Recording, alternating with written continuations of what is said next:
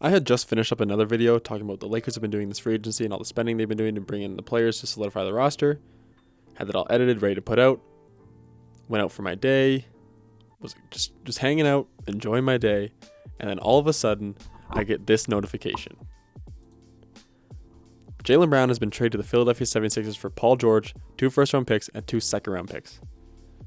I genuinely have no idea what to think about this. No idea. The Sixers were not even in my top list of contenders or favorites to even trade for Jaylen Brown. This honestly came out of nowhere. The Celtics went from being in the Giannis sweepstakes to trade Jaylen Brown for Giannis, to now bringing in Paul George after they ship off Jaylen Brown. I genuinely have no words. I don't know what to say about this. It is a complete shock to me. The Sixers just came back from down 3-1 against the Celtics. Just this playoffs. They just did that. The Celtics hate the Sixers. They're one of the biggest rivalries in the NBA. And now they go ahead and give away their best player from last season to the Sixers for basically free. I already saw something that said Paul George might be waived. I don't know how much truth is behind Paul George getting waived. But if that's the case, I am just flabbergasted. I'm blown away that this trade even happened. The Celtics were originally coming out and saying they want, 4 first-round picks for Jaylen Brown or whatever it was. This guy was just in a top 5 MVP voting, one of the best players in the league last season, led them to the number 2 seed in the conference. Without Jason Tatum, was averaging 28.5, 6 and 5 or whatever his stat line was. A legit player. Just won an NBA championship and a finals MVP with this team. And now they ship him off for Paul George in 2026. Paul George. Yeah, Paul George is a good player. Former top 3 MVP candidate. But it's 2026. Paul George has barely played the last 2 years. He had a suspension this year, had injuries last year. And from what I've been seeing, he is not the same player he was 5-6 years ago. This is a completely different Paul George who's making a ton of money. I have no idea what the Celtics are doing here. No idea. Might even add that Brad Stevens' chain is fake. Might I add that? But to break down some more, let me pull up the full details of this to sort of fully understand what the trade is. When I say that, I mean like with the picks and everything. Where is it here? Yeah, Underdog tweeted this. The Celtics pick details: a 2028 first-round pick, which could convert to a swap, and a 2031 unprotected first-round pick. 2028, that pick is going to be useless, especially with Jaylen Brown on this roster. That pick is going to be at the end of the first round and have no value. What are the Celtics doing with a late first-round pick, especially now that they have their second-best player, what some were saying, off the roster? 2031, yeah, that maybe could be something. Who knows where Embiid is? Who knows where Jaylen Brown is at that time? Could be something. But the second-round picks, basically useless. So essentially you get Paul George and 2 first-round picks for Jaylen Brown. What? I don't know what else there is to say. Obviously, I have a lot more to say. I'm going to keep breaking it down. But I'm just going to bring up some facts. As I already said, Jaylen Brown won a Finals MVP, won an NBA championship, was the best player in a Finals run. Just came off a year where Jason Tatum was out, and they ended up being the 2 seed, going into the playoffs. He averaged 28 or 29, whatever he averaged there. Was considered for a first-team All-NBA. And then you send him away. And might I add, Jaylen Brown didn't even request a trade from this team. This was their own doing. This was their own choice to trade him away.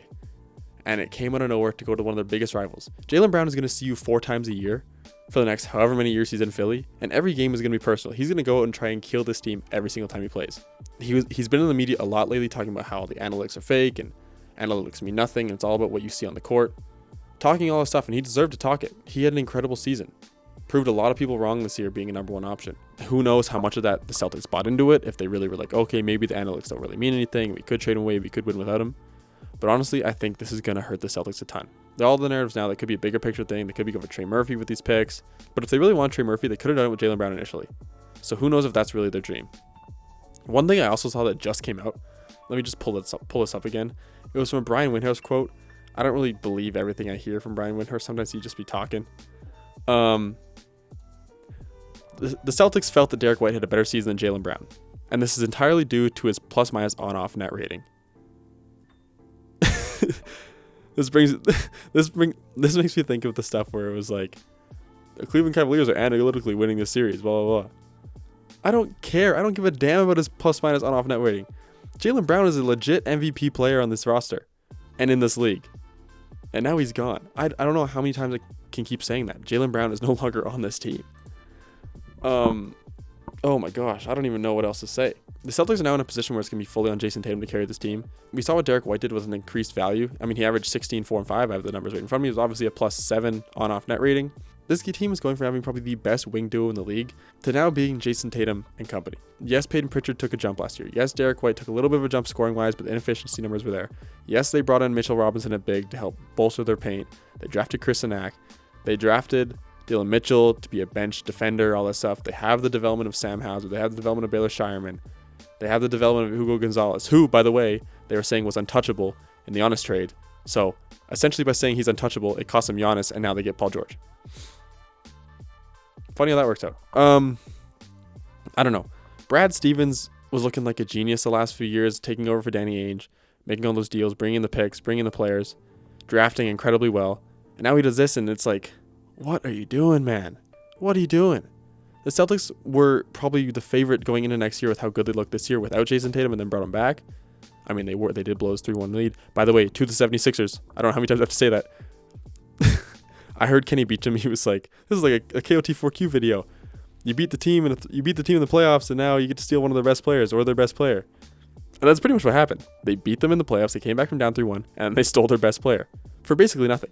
Oh my gosh, for basically nothing, man. Paul George. I'm a Paul George fan. At the end of the day, I used to grow up loving Paul George. I have his Indiana Pacers jersey. I'm a Paul George fan. I think he's an incredible player. Loved him on OKC. Loved him on the Clippers. He went to Philly. Things are a little wishy-washy. He was injured, struggling, all that stuff. And now he's a Celtic. ESPN came out and posted their whole starting lineup thing. I'm just going to pull that up quickly. Oh my God, where'd it go? I just saw it. The starting lineup. Anyway, it was Peyton Pritchard, Derek White, Jason Tatum, Paul George, Mitchell Robinson. That doesn't really move me. I mean, that's pretty much what they had last year with Jaylen Brown, just replacing him with Jason Tatum. And yes, the team did end up being the number 2 seed. So maybe they're still going to be good. I mean, Jason Tatum is seen in the analytics and in the media as the best player on this team. It is his team, blah, blah, blah, blah. But is he really going to impact the game the same way Jaylen Brown was last year? Probably. Honestly, probably is. The team's honestly probably going to be a little bit better because the players are going to develop and everything. But they had a chance to run it back with the same team and adding Jason Tatum to be even better. And they blew it all away. They gave it all away for Paul George and 2 first-round picks. I'm genuinely at a loss for words. I'm pissed at the Celtics. And not only am I pissed at the Celtics, as a Warriors fan, who their team had 4 first-round picks to give up and an expiring contract to Jimmy Butler. I know he's injured, but 4 first-round picks and an expiring Jimmy Butler to get off of him in the next season. And the Warriors won't even jump on this. All it cost was 2 first-round picks and Paul George, and we could have had him for 4 and Jimmy Butler. That's just my bias talking. I needed to get that off. It's been bothering me all day ever since I saw this notification. But that's honestly all I'm going to say about the Celtics. I don't know what they're doing. Paul George. Maybe he'll prove me wrong and he'll be fine after recovering and after doing rehab all offseason, and he can still produce. Who knows? Maybe he can give you 18, 20 points per game to go along with Jason Tatum and developing Derek White and Peyton Pritchard and all that stuff. I mean, they have 2 solidified centers to go along with Kata now. An incredible coach, Joe Mazzulla. He's going to get anyone to buy into any system he's putting on. Hugo Gonzalez looked really good last year at the end of the season. But the Shireman looked like he was developing well. Sam Hauser's doing his thing. So who knows? Maybe this team is still going to be as good as they were. I don't really have a ton of faith. They're still second in the championship odds for the East. Or is that to come out? Let me just find this again. I saw that they posted the odds to win. Yeah, so to win the 2027 Eastern Conference Finals, before the Celtics had a 23% chance, which was second in the East. Now they have a 21% chance, which is still second. But the Sixers jumped from 3%, which was tied for 9th, to now 19%, which is 3rd. I don't know how the Sixers didn't jump over the Celtics here. Personally, I think the Sixers have a better roster. I'm just going to pull up the lineup that I saw. Ridiculous lineup. Beautiful looking lineup, honestly. This team is really looking legit. I just got to find it here. Scrolling through ESPN's Twitter really quick. Yeah. Let me just pull this up. Tyrese Maxey, VJ Edgecombe, Jaylen Brown, Dean Wade, Joel Embiid. I mean, Dean Wade's interchangeable with Dominic Barlow. I think I actually like Dean Wade on this roster a little bit better at the starting lineup. But yeah, that is an absolutely terrifying starting lineup. You have a 30-point per game scorer in Tyrese Maxey, a 30-point per game scorer in Jaylen Brown, a 30-point per game scorer in Joel Embiid. The development of VJ Edgecombe was, people were calling the next Dwayne Wade, and a legit 3-and-D option at the 4 with Dean Wade. He's a little bit undersized there, but he's going to do exactly what you ask him to do. This Philly team is absolutely terrifying. Not to mention, you have LeBaron Filan coming off the bench.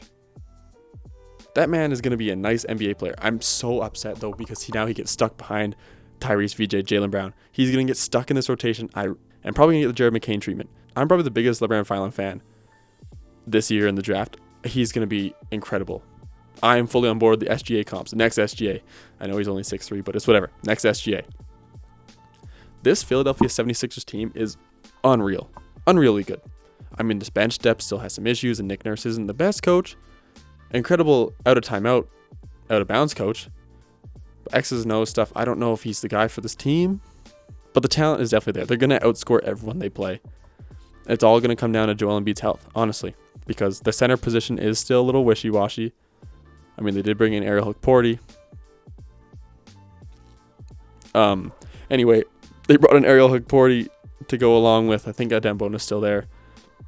Don't really know what's going on with Drummond. But this honestly is going to come down to the health of Joel Embiid. They're probably going to be a top 3 seed in the East next year, without a doubt. The East is still a little bit wide open with, Detroit isn't looking as solid. They lost a couple of key players. Cleveland doesn't know what they're doing with their team there. The Celtics now are not looking like the same team. I mean, they're looking like the same team they were last year.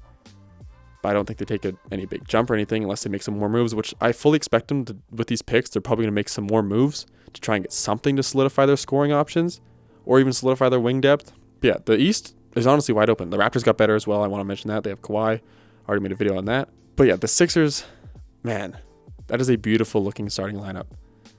I don't know what else to say. That team's going to be good next year. And I'm so jealous for Sixers fans. It's going to be a fun team to watch next year. I hope they enjoy it. I hope they don't take it for granted because who knows? This could be the time where they go and win an NBA championship. There was a lot of questions about their front office, but they brought in a new regime. I mean, there was some promotions, but they brought in some new regime. And nobody really knew what was going to happen. Paul George and Joel Embiid were the ones that were talking about, maybe they'll trade them and get off their contracts. Looks like Paul George is the first domino to fall. I think now they keep Joel Embiid around. I mean, he is the process. But yeah, with the new regime, I didn't know what they were going to do. Were they going to start building around Tyrese and VJ? Were they going to ship off Joel Embiid and Paul George? And it looks like this was the consensus they came to. And wow, what a move for that to be their first move outside of drafting players, of course, and signing Dean Wade. What a move to make. This team is going to make a run next year. And I'm calling that now. This team is without a doubt going to make a run through the East next year. And honestly, coming into the season next year, I know the Knicks just won the championship. This might be the team to beat, especially if they can try and find a way to bring in some more bench depth at the wing there. They did lose Grimes. They did lose Oubre. So the bench is looking a little shaky there. But these starters are all guys that are known to play big minutes. Jaylen Brown's played a lot of minutes. VJ Edgecombe is young, can play a lot of minutes. Tyrese Maxey is known to play almost the entire game.